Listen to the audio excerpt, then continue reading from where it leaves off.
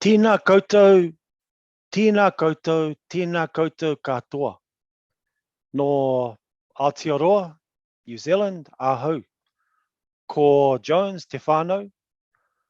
Ko Gareth, ahau. Ka nui te mihi kia koutou. Tēnā koutou, tēnā koutou, tēnā koutou katoa. My name is Gareth Jones, and I will be doing a series of interviews with some really interesting people on the topics of radicalization and extremism, and with a focus that relates to this part of the world, Aotearoa, New Zealand, Australia, the Pacific, Southeast Asia. And some of the people I'll be talking to are known experts in their field. Some have been involved in terms of intelligence. Some have actually been involved in trying to understand the dynamics of what radicalization is all about and extremism. I'm hoping to sort of present this in not typically an academic format only, a bit of academic, a bit of practicum, a bit of sort of community and real world. And importantly, from a perspective which is slightly different from eurocentrism or Western views, because I am part Māori, I propose to sort of also offer a bit of a Māori worldview on some of the things that we'll talk about, even an Indigenous perspective. So at this stage, I'm hoping that you can sit back and enjoy these episodes. I'm hoping to sort of get through about a half a dozen over the next sort of 3 or 4 months. And our very first guest is someone that I'm quite excited to talk about. And so with that, tēnā koutou, tēnā koutou, tēnā koutou katoa. I'm really looking forward to sort of introducing these wonderful sort of people to you and having this amazing korero. Kia ora.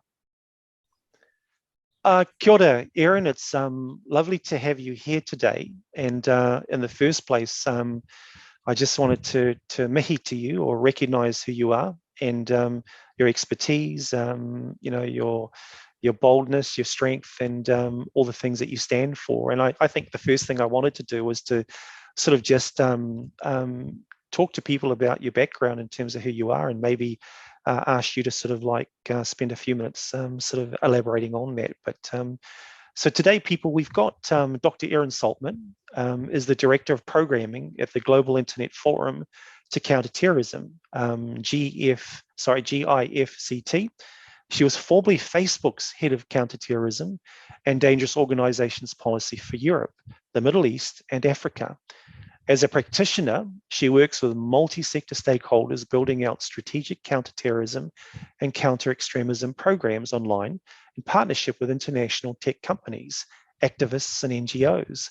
Dr. Saltman's background and expertise includes both far-right and Islamic extremist processes of radicalization within a range of regional and socio-political contexts.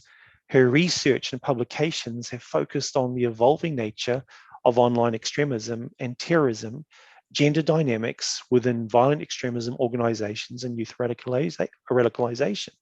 You know, wow, Erin. I mean, I've got to say this up front, is that I've had an opportunity to read some of the work that you've done, to watch you speak and to see how you engage on these particular topics. And I think we're very fortunate in this part of the world, in New Zealand, Australia, Southeast Asia, to have you here today in this podcast session. So I guess before I sort of carry on, because I don't want to do that today, is that maybe you could tell us a little bit about more about what you're actually doing right now and how did you get there? Kia ora. Well, thank you so much for having me. It's really a pleasure. And it's just nice to talk about what you do and how you do it to different people. And I think you learn different things from anyone you speak to in parts of the world, because violent extremism manifests in so many different ways. We can't say it's one thing or another. We might have some similar root causes, but the packaging that gets layered on top of that process is so unique and diverse everywhere you go in the world. And yes, I think maybe counterterrorism and counter-extremism is not every little boy and little girl's initial dream job, maybe because they don't know it exists out there. But I think it's a very human process for how people get involved in this field. I think for me, it was a little bit of an accident. It was really about doing a master's and a PhD I was looking at post-communist democratization. I was going back and forth between England and Hungary and spending a lot of time in Hungary. And I think in my own bias and naivete, I expected that any young person in these post-communist countries would probably automatically be hyper liberal, hyper pro-democracy, hyper pro-globalization, and maybe even pro-Westernization. And I think I was very shocked when you started going to the pubs and in the streets and talking to people that a lot of young people, some were very much that, but a lot of them were also hyper nationalistic. And many of them were very supportive of not just the right-wing party Fidesz, but at that time, far-right party Jobbik. And I think that was shocking. And so I think I had to check myself as a researcher, and I spent a lot of time with the different youth communities. Also, as a young person living there at the time, it was nice to make your target audience somebody you'd want to just go to the pub with and really understand how and why people were really starting to be drawn to these far-right extremist groups, really openly anti-Roma, xenophobic, anti-Jewish, anti-immigrant, and understand that kind of had to check my own biases. And then it kind of rolled on from there. After my PhD, my first job was with a group that was founded by former Islamist extremists. And I felt outside of my comfort zone there because my research had only focused on kind of white supremacy groups.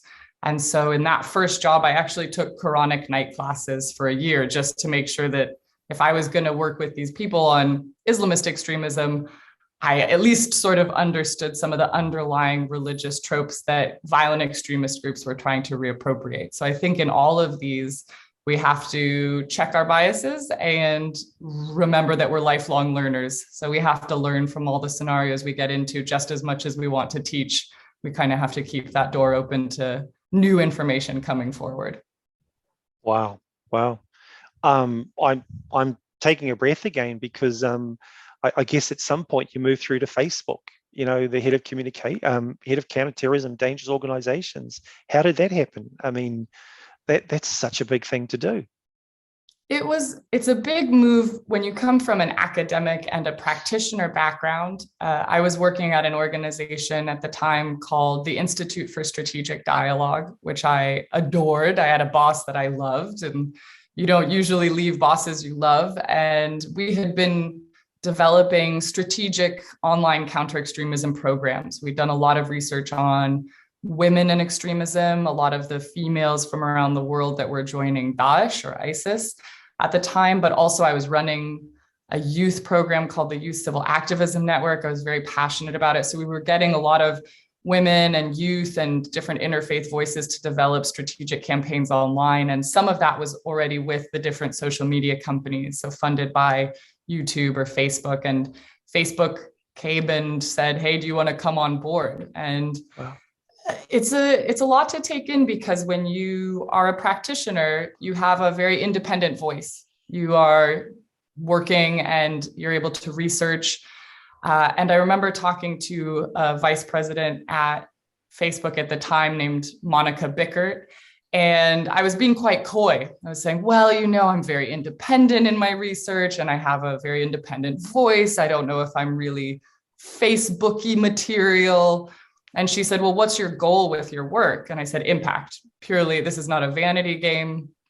You do not get into this field lightly. I want to see positive impact. I want to know that all this effort I'm putting out there has impact. And I think she kind of just cut me off short and said, we have over 2 billion users and you have access to the data when you work for us. What more impact do you want?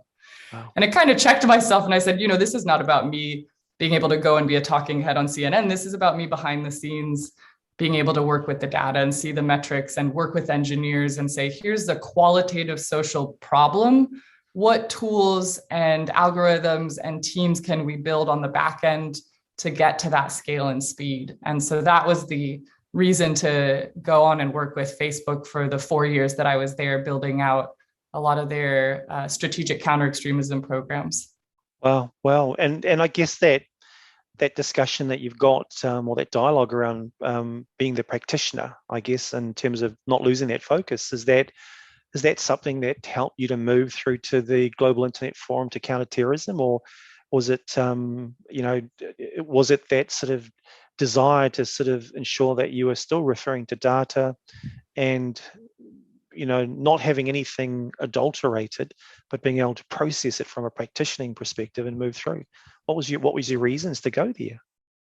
I think it was relatively holistic. I think one thing we need to check ourselves on, if we look 10 years ago, none of these jobs really existed. So in my last 3 jobs, the jobs were kind of invented. In some cases, like the GIFCT, the organization was invented. The organization did not exist before. So sometimes we have to have the courage to say, okay, I know what I want to be doing, but there's not really a job title currently that sits to hold that. So how do I build the infrastructure around it to hold that? And so with the GIFCT, I was fortunate to, at Facebook, be working on developing what became the Global Internet Forum to Counter Terrorism.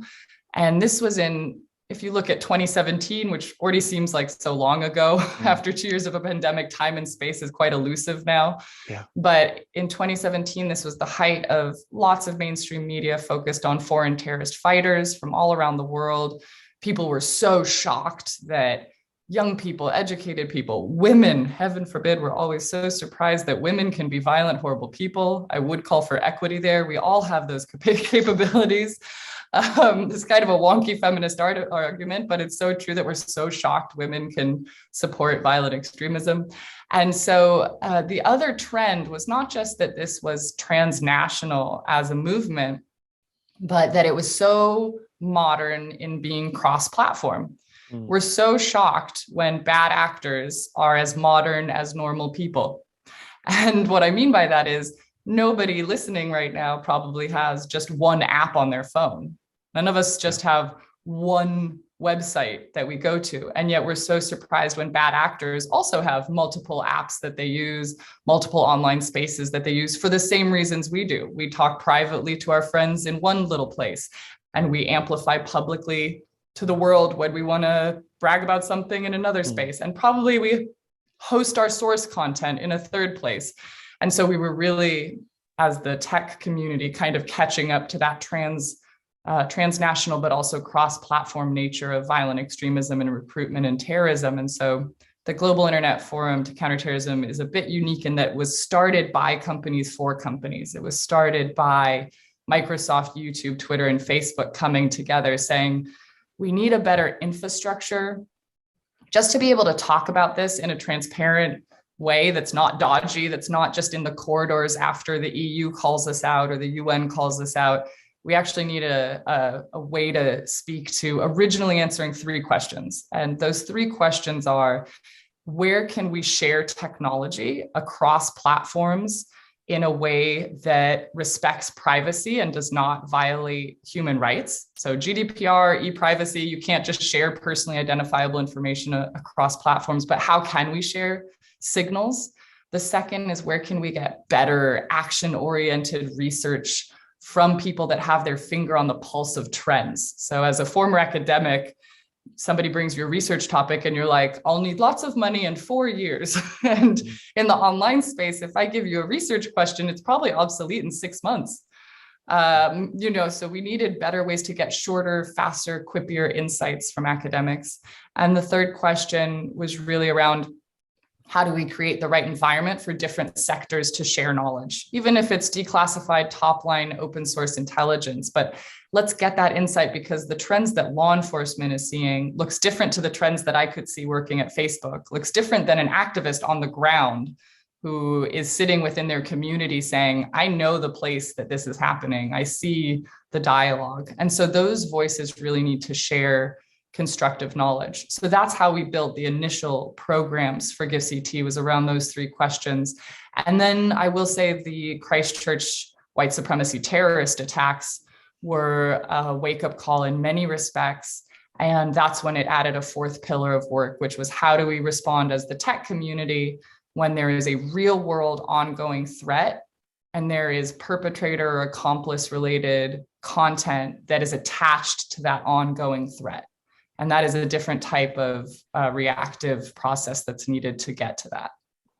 Yeah, and I think, we've we've communicated about this in the past, is that March 15th was a moment in New Zealand's history that changed, I guess, the way that people looked at things and did things. And I'm talking about not just, the intelligence community. I'm talking about your everyday New Zealander who thought that they were quite culturally orientated in terms of acceptance and good diversity and all the things that you would think in a very developed, safe country such as New Zealand. And so when March 15th occurred, it was a shock for all of us. And I think one of the things that you've mentioned, which is really interesting, you've talked about the three questions, and that fourth dynamic is that concept of consolidation, of consolidating the data that comes through,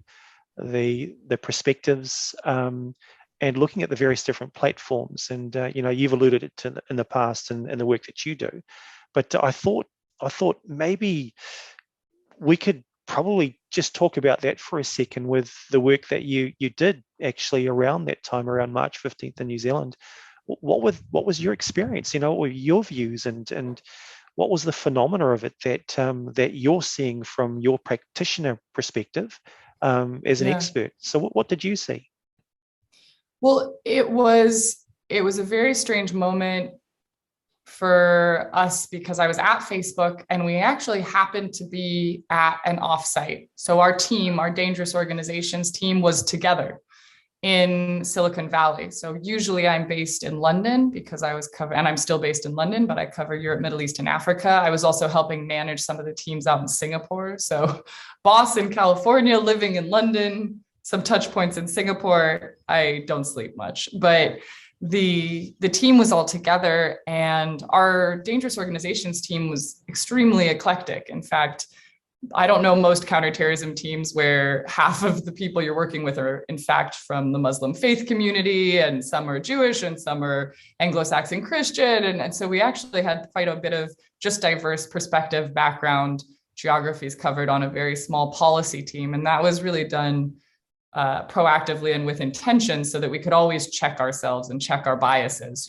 So if I said, hey, I think the policy wording needs to shift to this, and somebody goes, yeah, but have you seen the trends of Buddhist extremism in Myanmar? Because that might not hold. Then that's a really good way to kind of sense check things.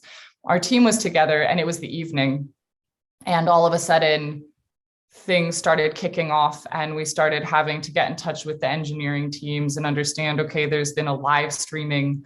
What does it look like? There is technology to get ahead of some of this stuff. So very quickly, it was about identifying this live streaming video. And what we can do is hash it. So a hash is when you take an image or a video. It's a whole process technically, but in layman terms, you can turn that into a string of numbers and letters like a digital fingerprint. So you can swipe it through like a fishing net and find all the versions of that hash or that image or video. Now, that should usually help you get ahead of the curve. And I have to say, I've watched lots of terrorist content. It's not a good thing. I wouldn't recommend it for anyone. We always have good therapists around that sort of thing because you get secondary trauma quite easily. But I have never seen one piece of terrorist content go so viral so quickly as that Christchurch live streaming in either in whole or in parts, because people quickly started editing and shifting. And that was twofold. There were twofold reasons for that. One was that there was an adversarial shift behind the scenes. So as the video started being taken down, it had already, as it was being live streamed, bad actors that were following it were recording it off to other platforms. So the source content was not just on Facebook. So Facebook then had to start hashing when people were sharing it from off platform to try to see if it was trying to come back on the platform. They were also very quickly, bad actors were editing, cropping, formatting, recoloring, doing different things to the video to try to make sure it became a different hash so that whatever hash you had could not be direct matched to it. So there was an adversarial shift from the bad actor community. But in parallel to that, which was, again, it's horrific from a perspective of any layman, but it's very fascinating from the research perspective. And I want to be sensitive about saying when something's fascinating because these are atrocities we're talking about. But it went so viral so quickly because so many mainstream voices, mainstream media outlets, people from different communities were also sharing part or whole bits of the video in shock and horror. And actually, you do see with terrorist content, people will share it with good intention, but it's still really horrible and it shouldn't be shared. So people might share it saying, this is horrible, but you're still sharing a very visceral, violent video. And I think Twitter at the time had some interesting data that about 70% of the people that had traction with the video on Twitter had seen it through verified accounts.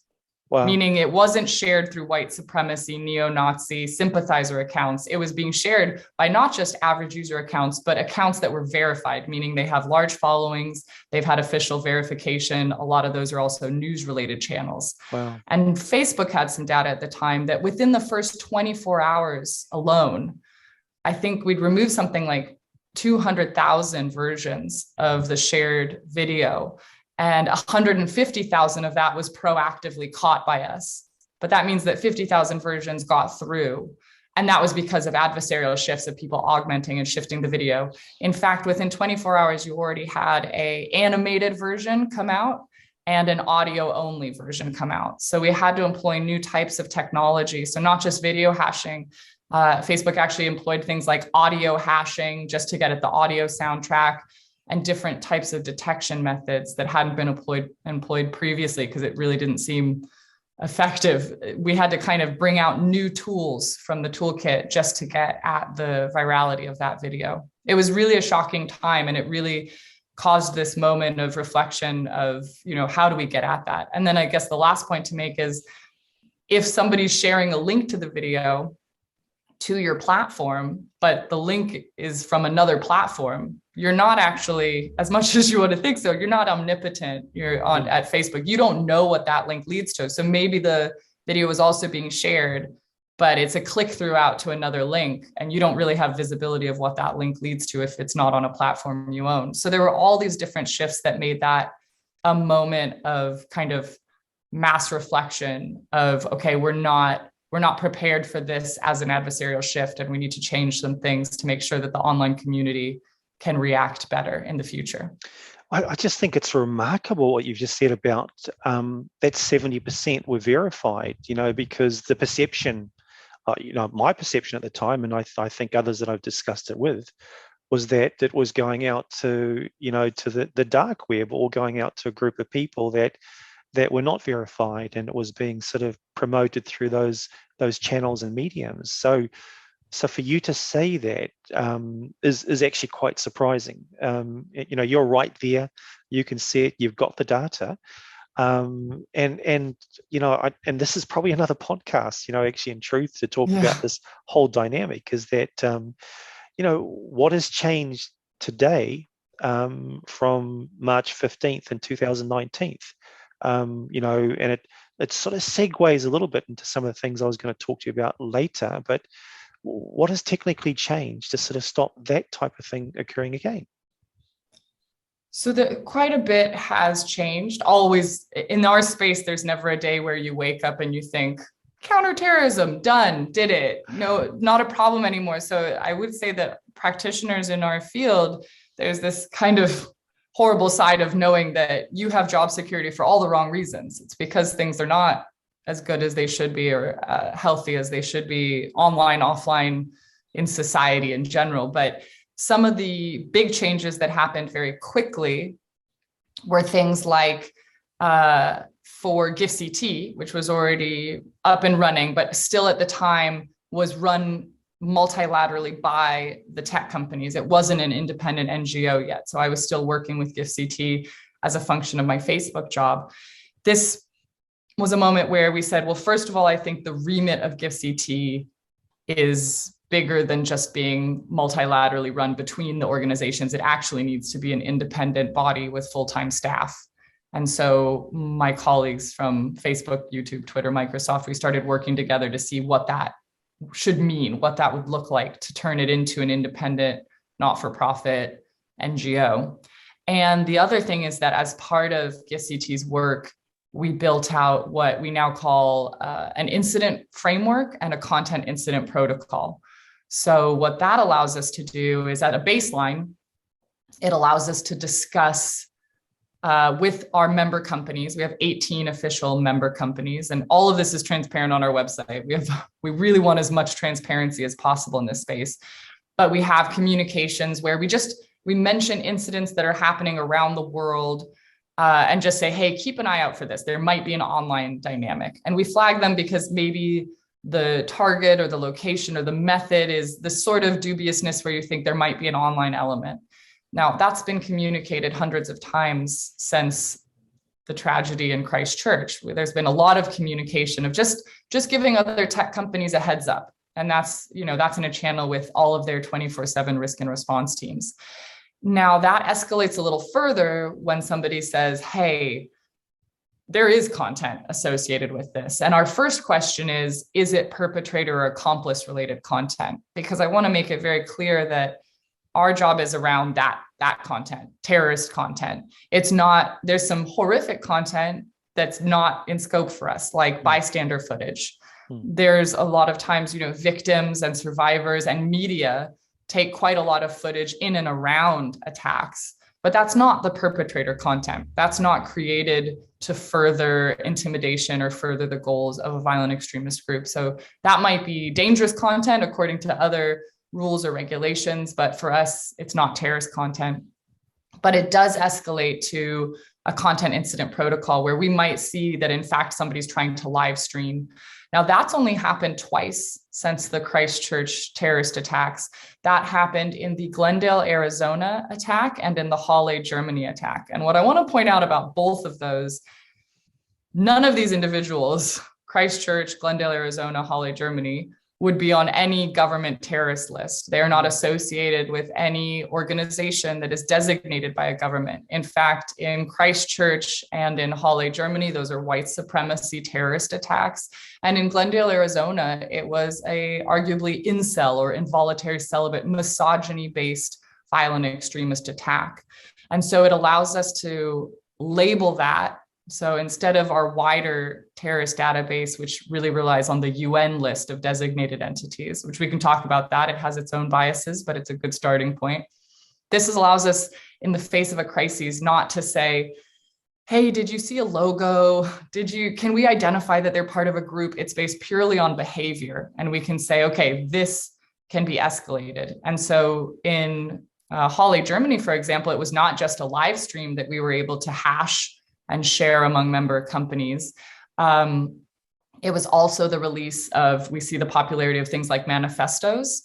And so that can be hashed, but we also saw a PDF of how to 3D print a gun that was released by the attacker. And so those are all assets that during this kind of crisis protocols, we can say what other assets are at play. It might not just be a live stream. It might also be these other types of online content that further the goals of the attacker for whatever that ideological purpose is that they claim to be representing.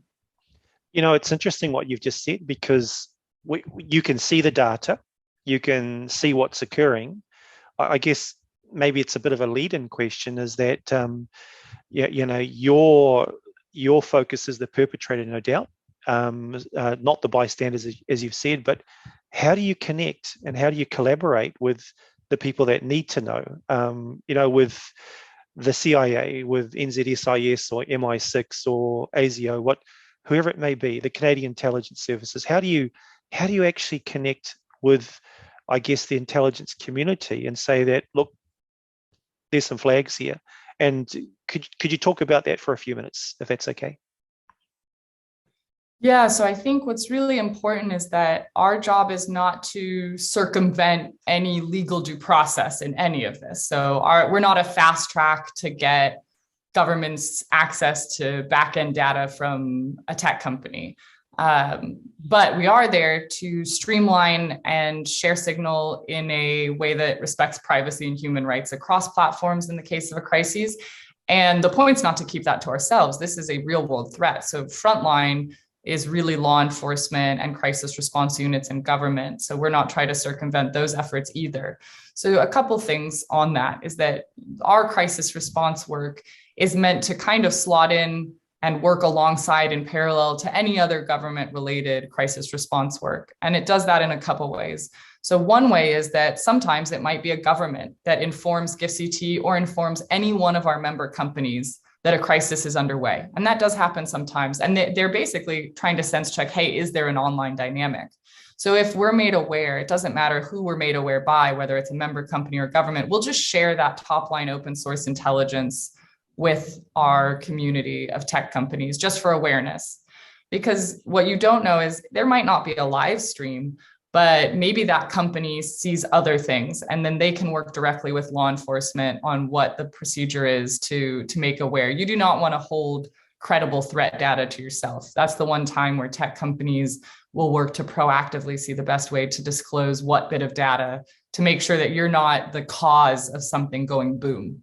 You don't want to hold on to that.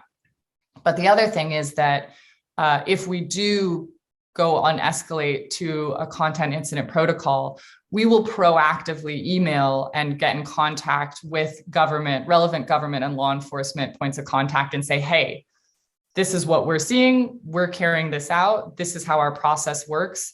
If you have any other open source intelligence you want to share to us to make tech companies aware, we're happy to share that, but we will let you know when our process ends. So every 2 hours, we'll check in with an email or let somebody know and make sure that there's a little communication.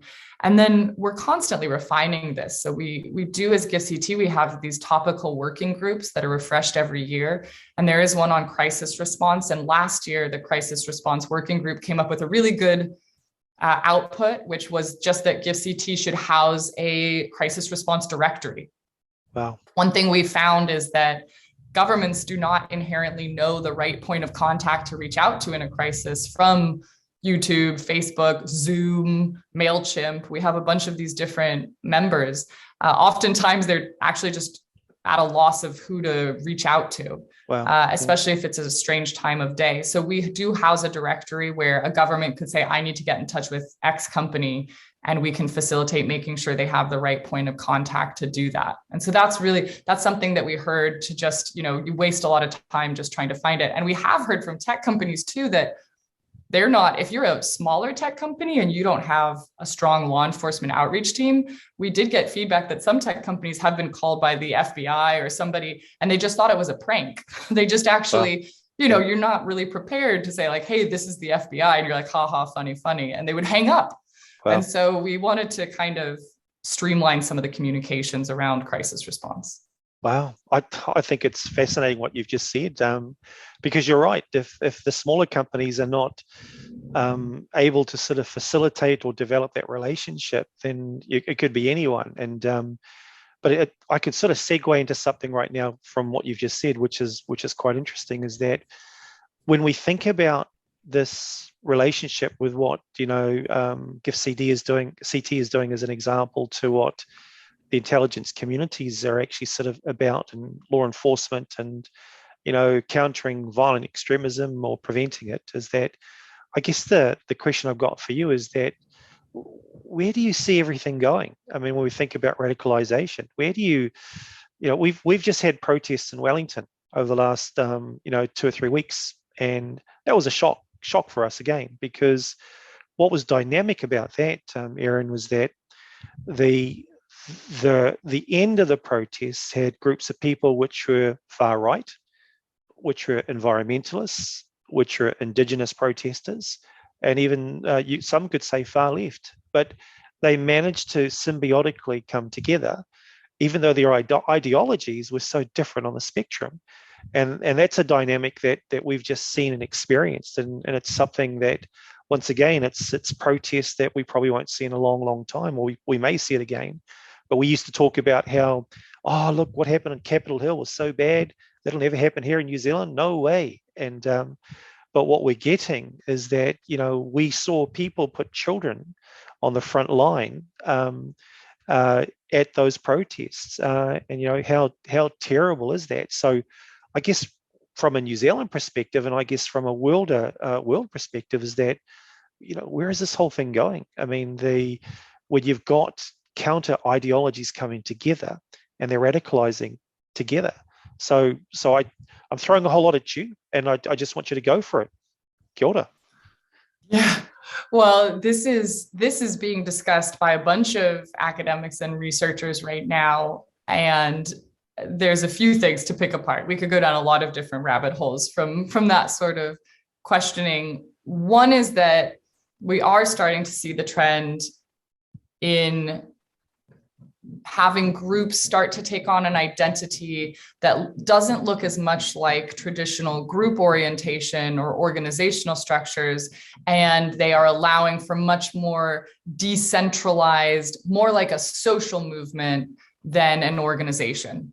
And so once you get into movement politics, it's highly decentralized. It's very hard from an online behavior or an offline law enforcement indicator perspective. It's very hard to pinpoint who is a member, who is likely to carry out violence.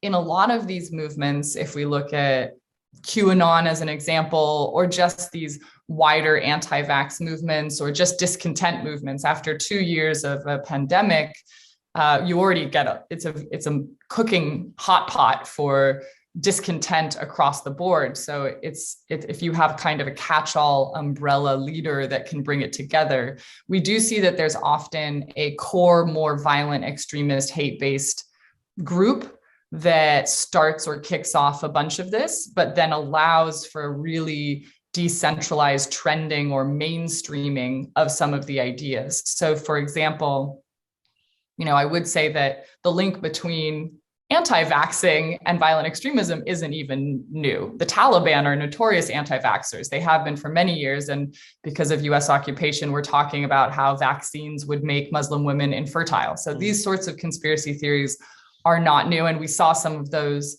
spark back up throughout the pandemic.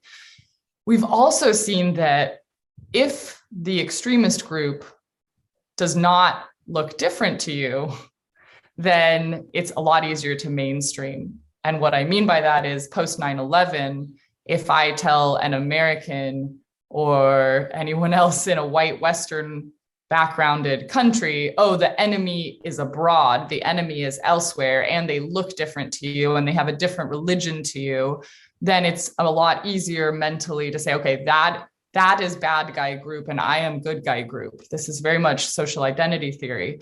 But if you have domestic extremism, where the potential perpetrator looks a lot like you, comes from a similar background to you, has the same socioeconomic, religious identity strands as you, it's very hard for us to put a line in the sand and say, that's a bad guy. It allows for a lot more mainstreaming. So when we talk about, at least in Western democratic white-based countries, when we look at domestic extremism, it has been latent for governments and law enforcement and practitioners to say, bad guy looks like me. Sorry to oversimplify it, but a lot of it is that. And then when you layer on top of that, just wider grievances after 2 years of a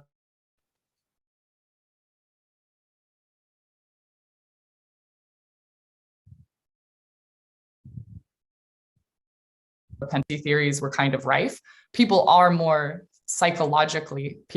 prone to conspiracy theories at times of chaos and at times when the severity doesn't add up. So I was reading a really fascinating book that I will recommend. It's called Suspicious Minds. And it was just about psychologists analyzing how and why people are prone to conspiracy theories.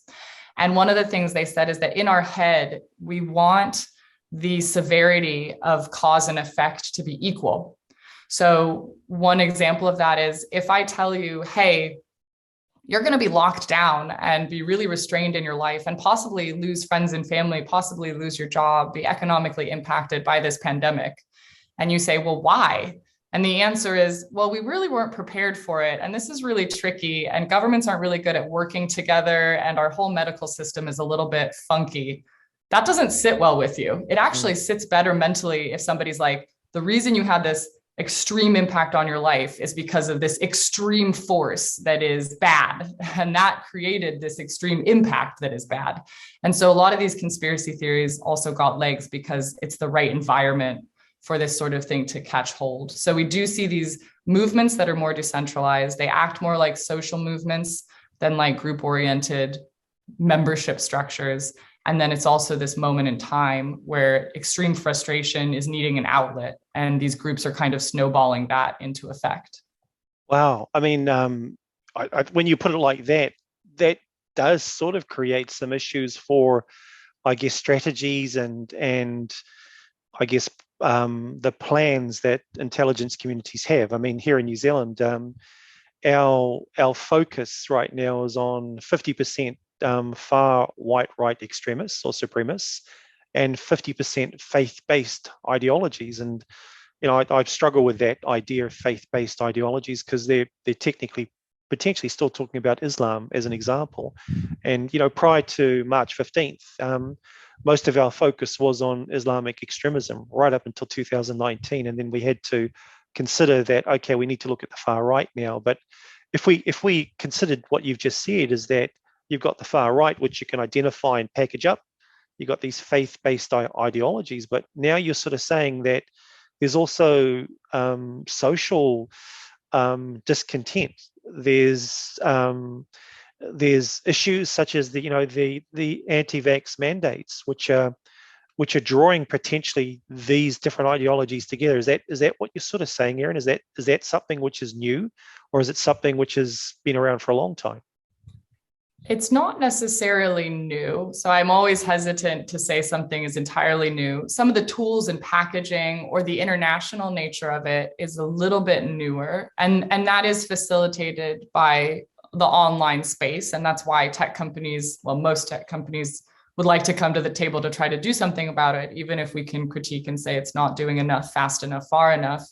But I would say, if you look at, I know lots of people compare things to the lead up to World War II, but we see similar moments of conspiracy theories. So I would say any genocide, precursors to any genocide, involve a lot of misinformation and conspiracy theories. It's just a question of where those coming from. So if you looked at Rwanda and the lead up to the genocide there, that's a huge amount of coordinated mis and disinformation that was done through traditional media. If you look at the lead up to World War II, that's a lot of verbal in-group communication, basically conspiracy theory sharing and xenophobia that was building up through that. So we do have to watch out what we call totally unique and new.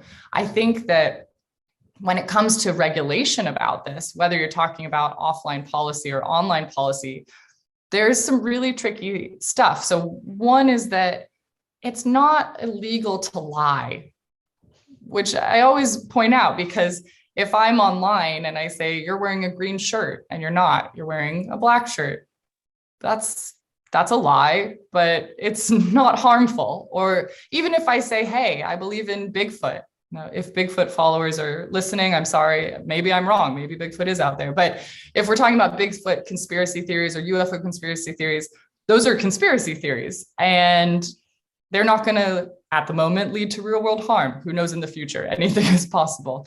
So it's really hard for tech companies, but also governments, to define at what point does something need to be done. It's hard to draw kind of policy concrete lines to say, I'm going to remove this content, or even to say, I'm going to downrank this content. And the big nexus point is, when do we think this is attaching itself to potential or actualized real world harm? When is this leading to violence or health concerns? Somebody injecting themselves with bleach is violence upon the self. Pizzagate with QAnon, that was in advance of all of this pandemic. And that was QAnon related conspiracy theories leading to real world harm and death. That was an attack. That was a murder. And so we could, I think QAnon, when it started, it was kind of laughable to people. People like, how could people believe this? But it also came after a few years of discontent with mainstream politics. So people were looking for other outlets for reasoning and other ways to understand. And this is where we get back to our original kind of push and pull factors of extremism, is an individual feeling isolated, feeling disempowered, being disillusioned with mainstream power structures, wanting to be part of the solution, but not having any outlet for that. And that's when these groups can really provide a big, nourishing blanket in some ways of making you feel like all your paranoia or concern about the world is not misguided. You're correct to be concerned. And also, here's what we're going to do about it. And so it takes that discontent and it mobilizes it in one direction. And that can be extremely powerful. Yeah, I think you made a terrific point there. I mean, when you talk about those push and pull factors, and when we consider, what moves people to and what pulls them away from doing the right or creating a bad guy. I mean, my question to you is that where we currently sit and what we've seen or witnessed over the last, say, that the radicalization per se over the last, say, 10 years is really amplified. And then, here in New Zealand in 2019, it's even more amplified in terms of what's happened, and we're a lot more sensitive. But I guess the question that I can sort of jump to right now is that what is the future of radicalization? What do you see in terms of, the way that you view it, the way that your organization views it? Where is radicalization going to? What does it look like? Because it's different. It's different. I would suggest it's different from, say, 10 years ago, 15 years ago, because you could identify the groups and you could say that, okay, this is a group of people which are not happy with something. And you could, like you were saying, you said that the bad guy now looks like us. Well, I would probably think that maybe 10, 15 years ago, they didn't quite look like us, but now they do. So where do you think radicalization is going? What does it look like in the future? Well, a couple of things. So one, I would put a pin and just say the bad guy has always looked like everyone. Yes. That we have in a post 9/11 world very much orientalized the T word, terrorism. And it wasn't that that's wrong. So if we look at government lists around the world, the vast majority of officially designated entities do relate to Islamist extremist terrorist organizations. Some of those groups on that list, maybe people are not going to disagree with, like the Al-Qaedas and the Daeshes, but others are controversial. Even the Hezbollahs and the Hamases also have political standing in certain countries. Or look at the Iranian Guard Corps. America designated the military of a government. And in return, they designated the US military. This is a weird tit for tat. So that process, I would say that white supremacy in a lot of countries, the Five Eyes countries, for example, has been a longstanding problem. There's a couple reasons it lacks identification, largely because that's just not where the focus is. If you look at the definitions of terrorism and violent extremism, it's just those definitions are usually pretty good. They are just not being applied evenly to different groups. They are being applied to a post 9/11 mentality of Islamist extremism. But if you took those behaviors and you looked at the Atom Waffens and Combat 18s and Order of Nine Angles groups, some of these really violent, hate-based white supremacy groups, they should definitely be designated. It's only in the last few years you've seen Five Eyes governments start to designate some of them. I think between all Five Eyes governments, there's 13 groups designated. That's very small. When Facebook's list of hate organizations got leaked last year, they had over 250 white supremacy groups on their internal list. So if Facebook has 250 groups listed, and between 5 big governments, there's only 13 groups listed. Now, granted, it's a much harder process to get on a government list, but that's a big disparity. Those are a lot of indicators being ignored. And so one is just to say, yes, while radicalization is modernizing, I would say that it's not new that white supremacy is an issue. Anders Breivik, that was a horrific terrorist attack in Norway. That was a while ago now. And that was definitely way before the Christchurch terrorist attacker. And these people launch manifestos and they trend online. And we do see that these attackers are referencing each other in their manifestos. So there's a lot of reference to these martyrs that came before, as they often refer to them as.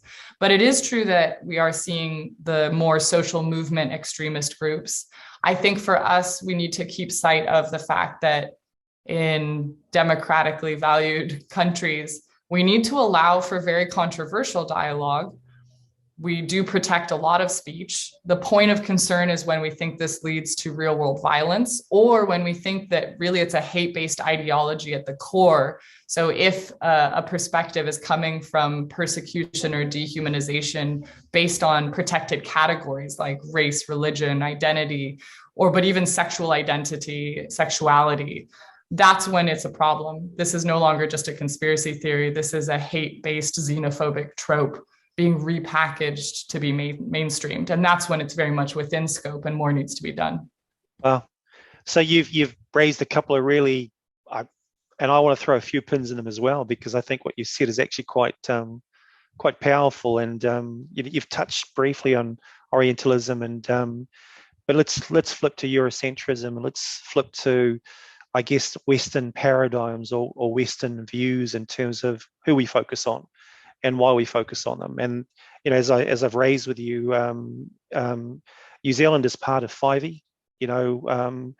We are strong supporters of the US, Canada, Australia, and the UK, and we share intelligence. And as I said, our focus quite clearly before 2019 was mainly Islamic extremism, and maybe a bit of focus on China and Southeast Asia and so on, maybe Indonesia and so on. But of course, we won't fully know because they won't declare it. But what we do know is that this phenomena that you're talking about, and I like the way that you phrased it, is that the definition of terrorism is quite robust.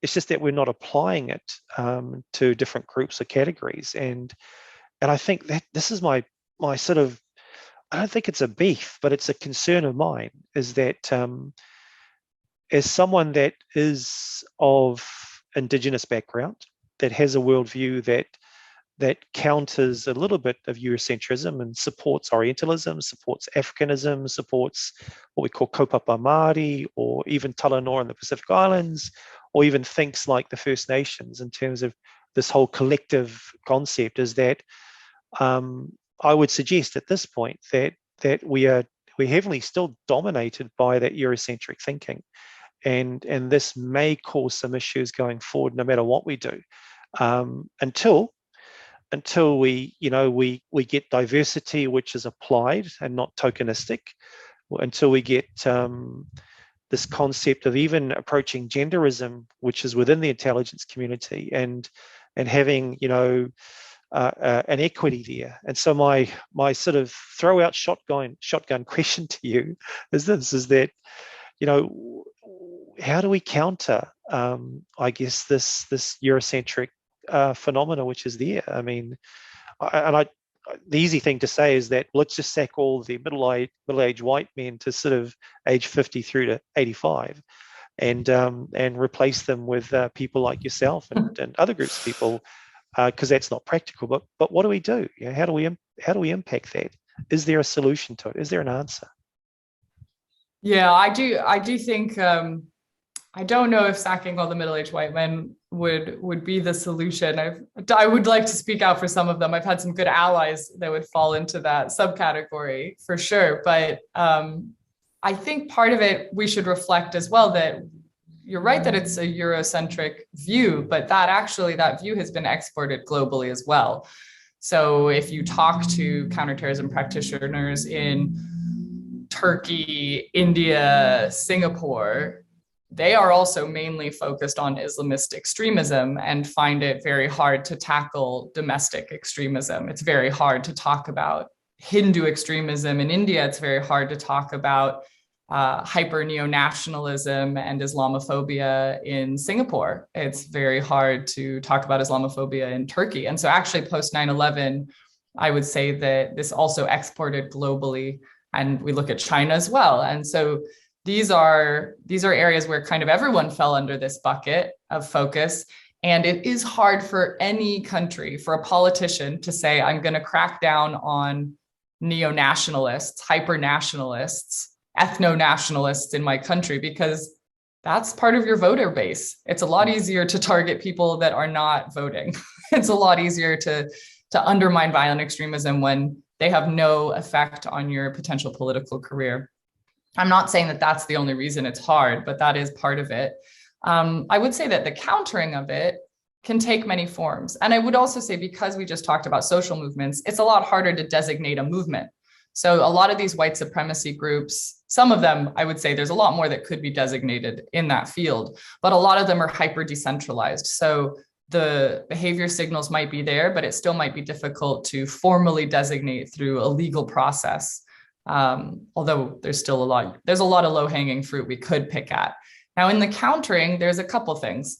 Definitely, we have seen in this space, and I have my biases. I worked at Facebook. I work with a bunch of tech companies, but we do see that governments and civil society as well push tech companies to go further than legal due diligence requires of them. This has been brought up in a lot of debate, and they have, and that's both a good and a bad thing. You can't really win when you go above and beyond legal due diligence.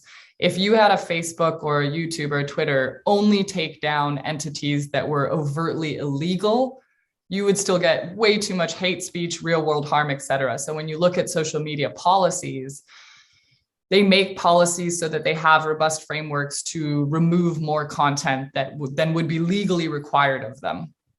So on one side of the spectrum, you still do need to have principled removals of overt hate speech, overt incitement, et cetera. And that can be criticized till you're blue in the face, but there is that there, and it does happen at various levels across platforms. Now, removals will only ever target a symptom, not a cause. Censorship in general only ever targets a symptom, not a cause. So if we are actually talking about preventing or countering radicalization and extremism, that takes a whole of society approach. That doesn't mean it's impossible. And in fact, some of the best counter-extremism practitioners that put themselves online do it with almost no money, with very little support. They are passionate, they are authentic, and their voice reaches the right people. Former extremists, for example, that have developed some of these disengagement platforms are extremely effective practitioners, and there's data to show them being really credible voices in this space. Peer-to-peer networks, just young people talking to young people. Because I think we often, when we talk about what we call counter speech or counter narratives, everyone always wants some celebrity to tell you not to be an extremist. But that's probably not the most credible voice. It's probably your next door neighbor or that kid you think is cool or somebody in your community that you respect. Those voices are actually really powerful. So what I would say is, if you look at kind of three sectors working together, government, civil society, and tech, government can provide funding and infrastructure, but rarely is the credible voice. Civil society, no matter what you do, is going to be the credible voice. They have their finger on the pulse of their own communities. And then tech companies have the platforms and the tools to really upskill, and optimize those civil society voices and direct them at the right target audiences with the data and the tools that they have. So when you get that nice trifecta working together, which it does happen sometimes in limited capacities, but it could definitely be scaled up, that's when you really see impact metrics that are impressive.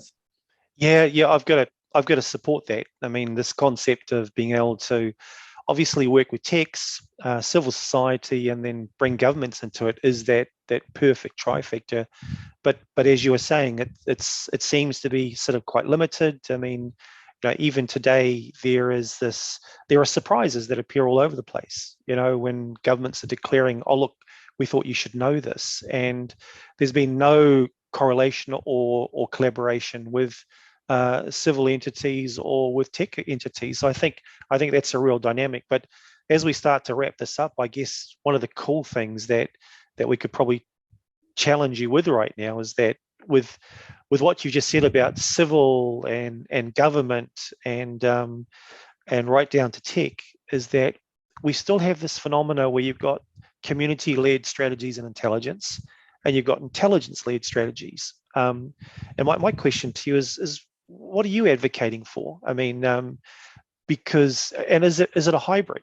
Are we looking at something which is both community-led and intelligence-oriented? So that means we're we're getting to know the community, we're getting in amongst them, but the hybrid version also tells me that I'm also putting I'm spying on them at the same time, potentially. So I guess asking you about that dynamic, what is your perfect world in terms of that community-led versus intelligence-led initiative when it comes to working with these communities?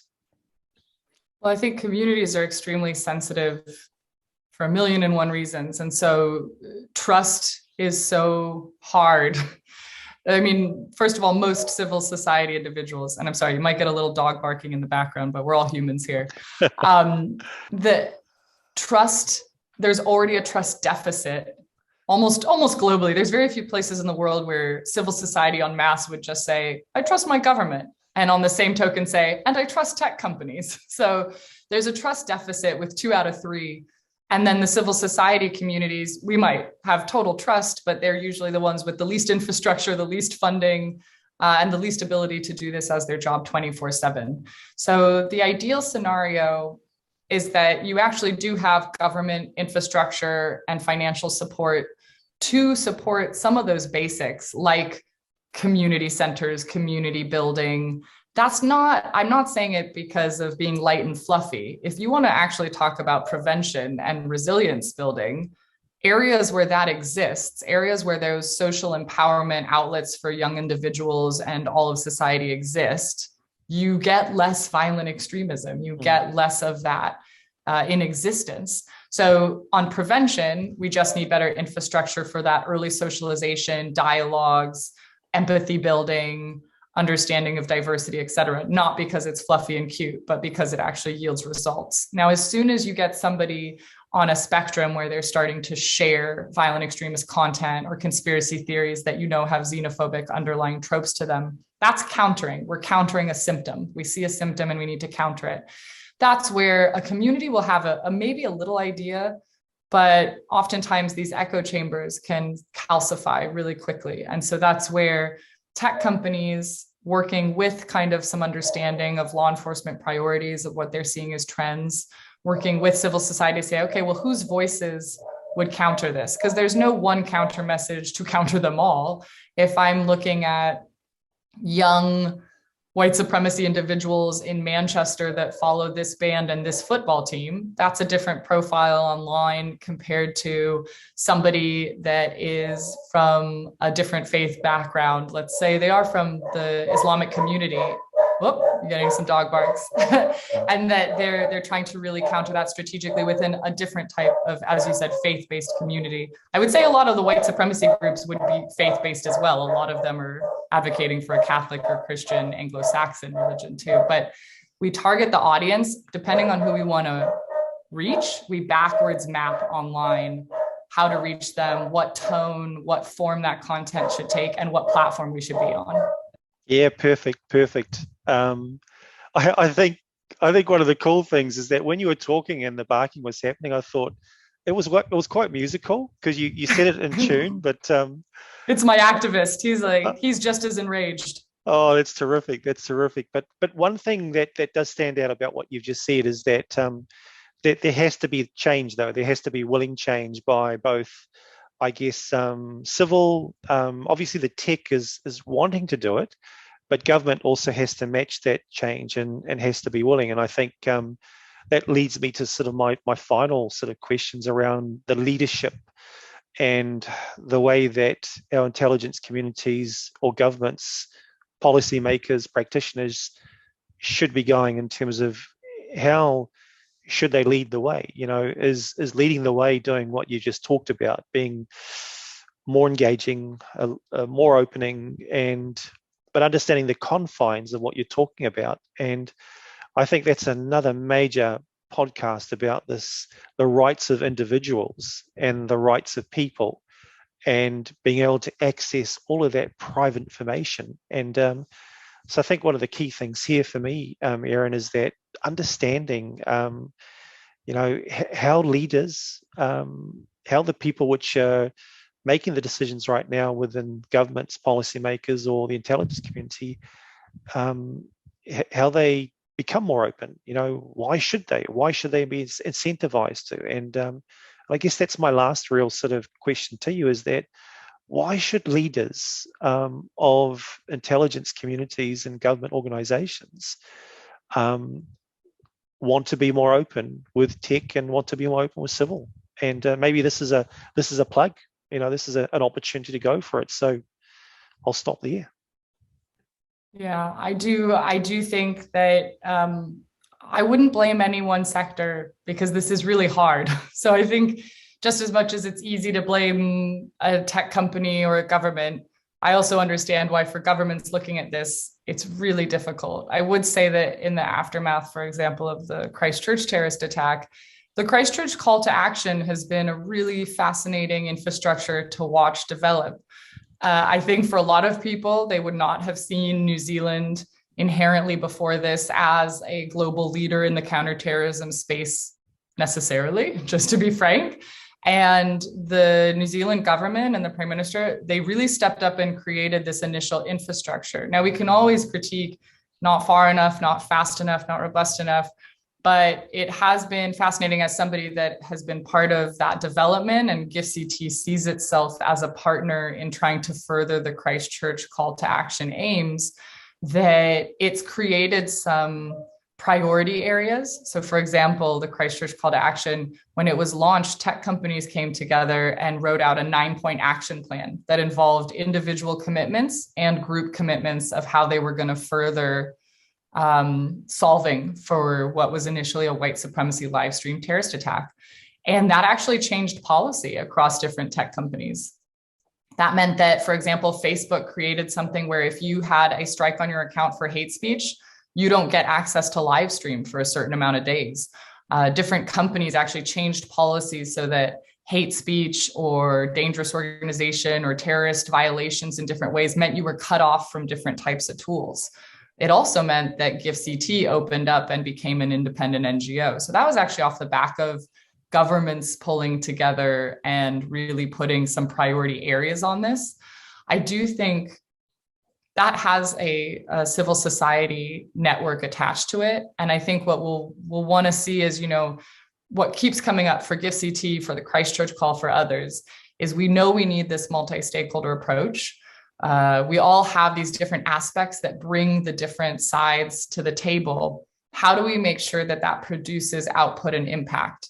The worst thing you can do is bring a bunch of civil society to the table who are stretched in their day-to-day. This is not their 24/7 job. They're not paid to be there usually. How do you make sure that their time and energy that they're willing to put into this is not tokenized and actually is part of the solution? You're not just at the table to be that pretty diversity voice, but you're actually at the table to create that change with government and tech. And so that, I think, is always crucial, so that nobody feels tokenized by being part of the solution, but is actually part of the solution.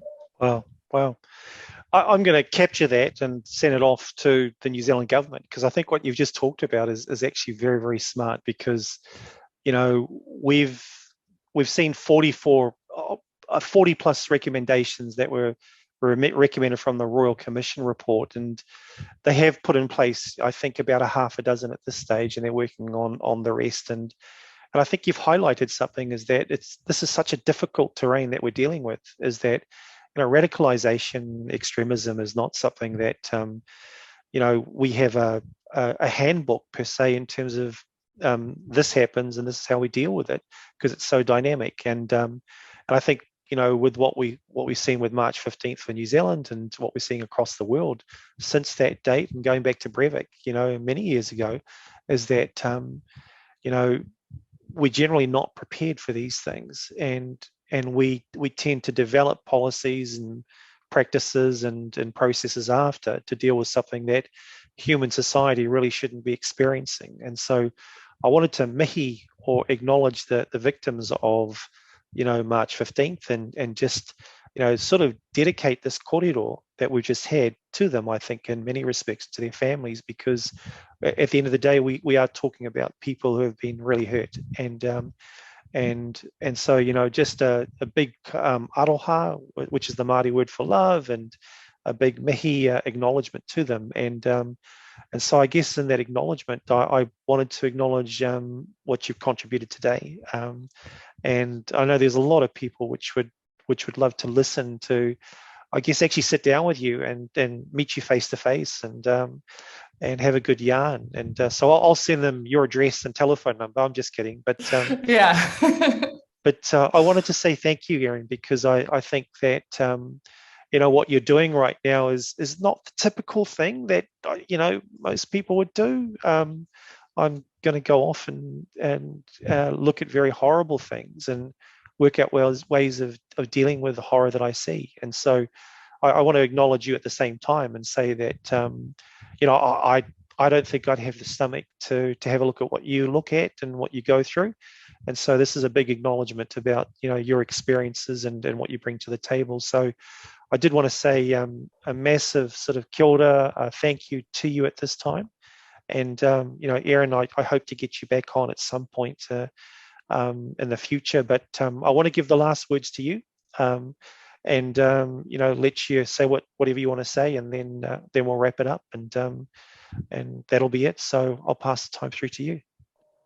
Well, I would just want to say thanks so much for having me. And I think these dialogues are really important, and you're doing some excellent work. And hopefully it's in person one day for a tea and coffee and a civilized face-to-face engagement. But I would just say that oftentimes in our fields, it can seem all doom and gloom. But I would say that I've worked on projects that specifically track behavioral change and sentiment analysis, and these campaigns, activists on the ground, whether you look at Bring Back Our Girls or the Me Too movement or Black Lives Matter, those are very big, globally recognizable movements, but there's a million small, targeted, localized campaigns. And while some might be more effective than others, there's a lot, and you can track metrics. There is a lot of good, positive work being done. And it's our job to kind of identify, support, and upscale those efforts. And that's where you can keep going in this field and not feel completely nihilistic about it.